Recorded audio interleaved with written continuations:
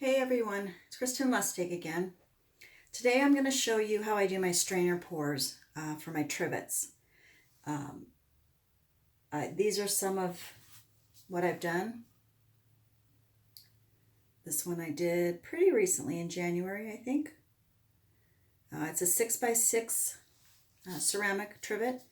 Have the back taped off, and it'll stay taped until I get it resin. And then here's a coaster that I did. Similar technique. I used my own cup for this one because it was a smaller. But this one has the color shift paint. It's pretty cool. And then I resined it. So those are just two of my flower examples that I've done. Today I'm going to be working with a hexagon shaped tile that I found at Lowe's. And again, I have my back taped off just to keep it cleaner. So this tile is probably, I don't know, it's a little bit bigger than the 6x6, but probably around 6, 7, 8 inches in diameter.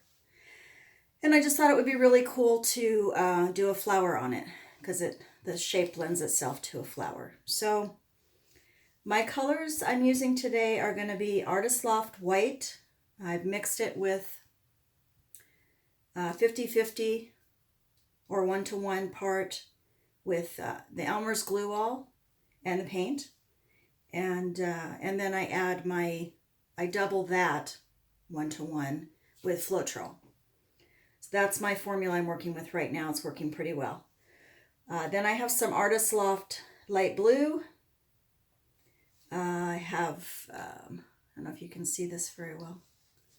I have some Prussian blue. It's golden paint, Prussian blue. And I have some iridescent, Artist Loft iridescent medium mixed in there, just to give it a little sparkle. I'm pretty sure this is Artist Loft metallic violet or purple, but I think it might be a mix of some purples that I had left over. And I'm pretty sure none of these have silicone in them, but the purple might, because it's an older paint. And then I have my black Artist Loft Flow acrylic. I'm not sure how much black I'm going to use, but I wanted it there just in case. So I've got them lined up in the order I think I'm going to use them. I may change that a little bit as I go. But get all my stirring steps. I like to have them going in the same direction so I can grab them easy. I do have my strainer, and this is the one I use. So it's a little different from what I've seen other people use. I found it at Walmart, so you can get it there. And it's different because the holes here in the top aren't slanted. They aren't like strips or slits. They're round. So I think that's what makes more of the petal shape, and then you get the really cool inside with these holes in the inside when you lift it up. And you will see all of that once I get going. My paints are mixed a little bit thicker because when you're pouring on a tile, the tile is slick normally. So if your paints are too thin, they're just going to run through the strainer and run off. And then you're going to have all kinds of runoff on. All the pretty stuff will be on the bottom on your pad. So I do mix them a little bit thicker. I have where they're creating just a little bit of a mound. If you put your finger through, it doesn't go back together very quickly. So yeah, just a little bit on the thicker side. I don't have any water added. It's just strictly the glue wall, paint, and floetrol. The white has a little tiny bit of water because it tends to be too thick. And this is what I was talking about on the inside. That's your holes here. You'll see when I lift it up, that's what it leaves, is those dots. And sometimes I swirl them and sometimes I don't. It just depends on the flower that I'm doing. All right, so I have prepped my tile by wiping it with 90% isopropyl alcohol. So it's all clean, let it dry. I'm going to put my strainer as close to the center as I can get it. It doesn't have to be perfect because, you know, I'm going to tilt it a little bit. And I think they're cooler if they're a little bit more abstract. So if they're, running off a little bit more, but try to get it in as much in the center as you can. All right, here we go. So I'm going to take my white. I'm just going to pour in the center, always in the center.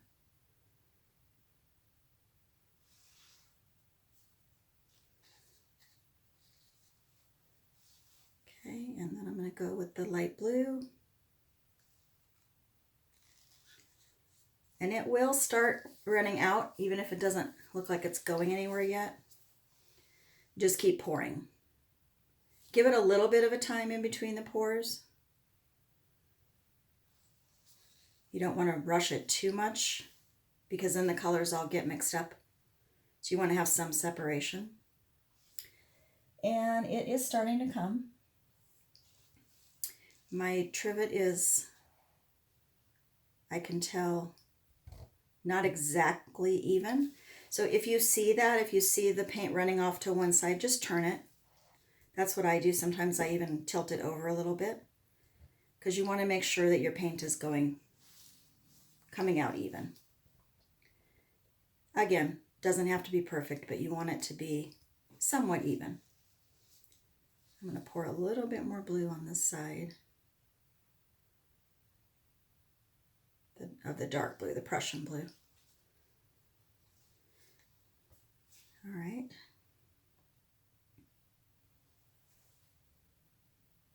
Yeah, we're starting to come out. Looking good. Okay, let's put some purple in there.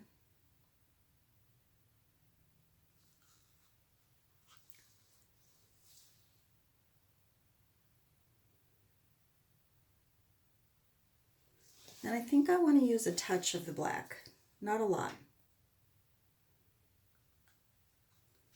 Just throw a little bit of extra in there.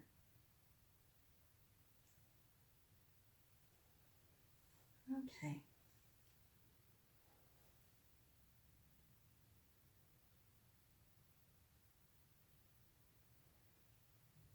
Go with a little bit of white.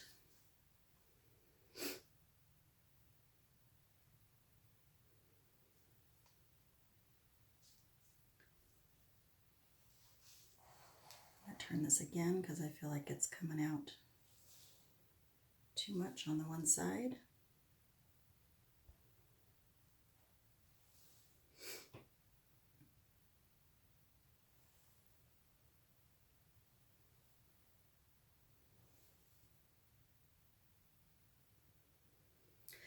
And here's where you have to decide if you're gonna put some more in. I think I'm gonna go back with a little bit of the light blue.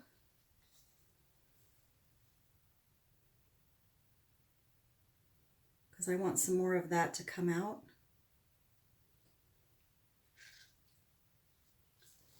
You definitely have to have patience with these because you don't want to rush that paint coming out. You want it to have time to flow out.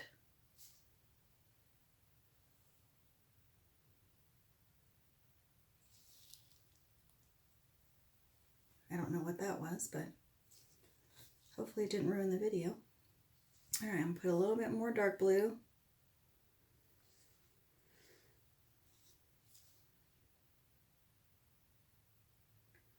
And I think I'm going to put a touch of white in there because when I lift up, the last color you put in is what's going to come out of the bottom and make your dots in your center.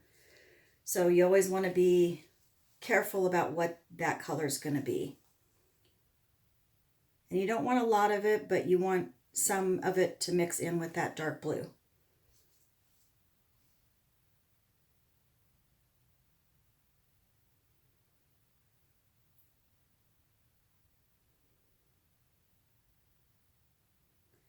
Okay, I'm going to let it push out some of that light blue, which it's doing now. I think I have enough purple in there. I just wanted a touch of the black and a touch of the purple.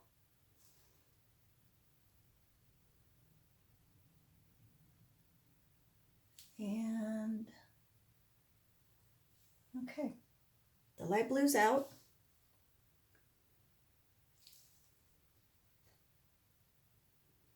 So the white and the dark blue, I'm just tilting it a little bit because it wasn't in the center. Okay.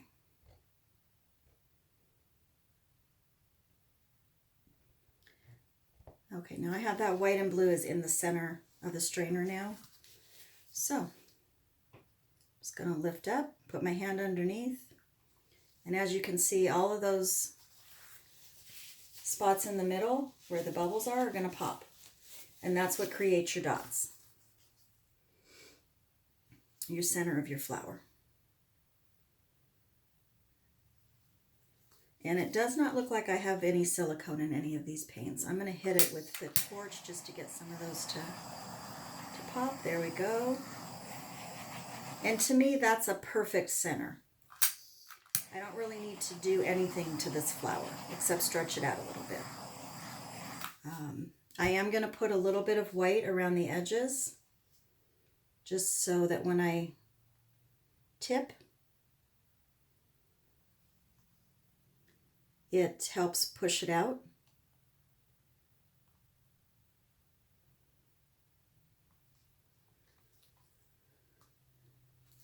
I did one this morning for myself because I don't have any for me.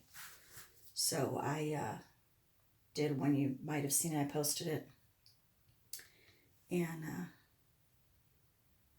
I added a little of the diamond dust that I got from Countertops, stone coat resin.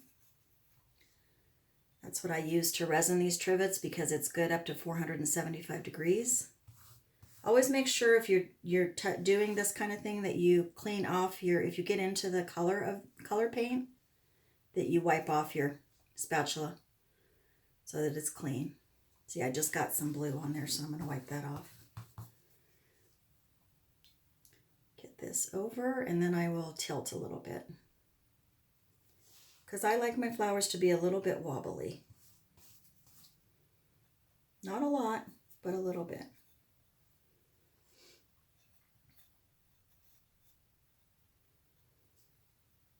Love these colors together. That purple is actually metallic. I think I said that, but so the purple and the Prussian blue have metallic in them, so they'll be really pretty.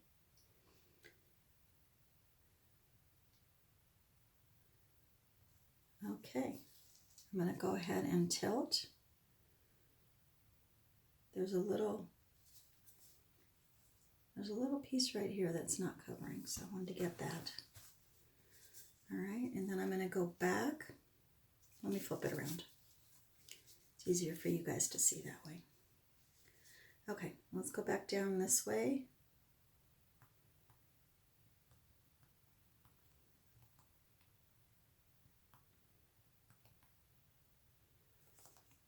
I want to keep some of that white negative space, so I'm not going to go completely over.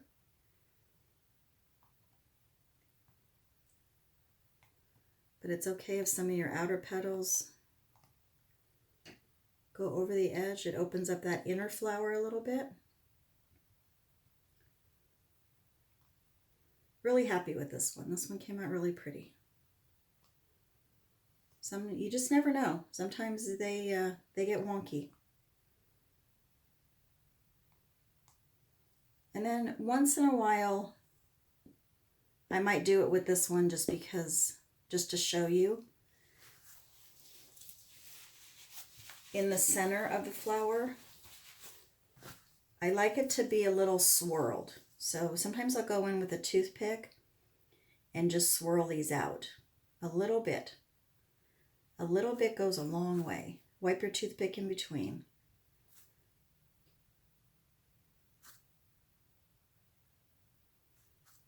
Just to give it a little bit of movement in there. So, and you can go in and you can pull these in. Sometimes I do that. This one, I like it just the way it is. I don't want to mess with it too much. I like that center came out really good. So we're going to leave it alone.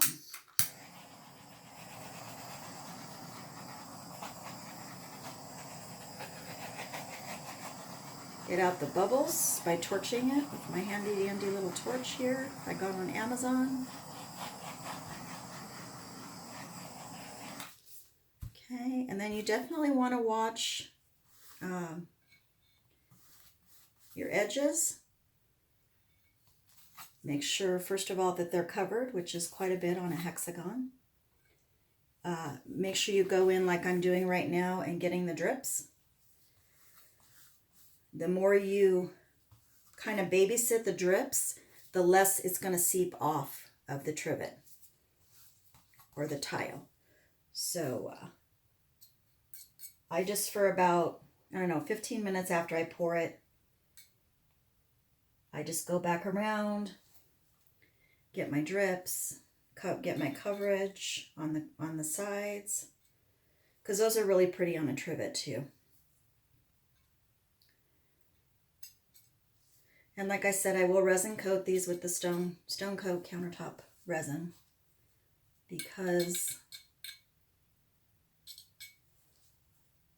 they are heat safe up to 475 degrees. And I have had people buy these, and I have had people using them already, so they've done really well with the heat, which makes me very happy, because I wanted to make trivets when I first started doing the coasters, but I was doing research and I couldn't find a resin that would hold up to that temperature. You know, because when your pans come out of the oven, they're hot. And you don't want your trivet to get ruined by the heat from the pans. I am making longer ones now, bigger ones, because I think those are cool too, because most of your casserole dishes are 9 by 13, so I have a tile that's a 6 by 12. That's the one I poured for myself this morning. So those are nice. Those will be nice for people too. So I'm just keeping an eye on where it's moving. I want to make sure that it's not dripping, you know, too much on one side than the other.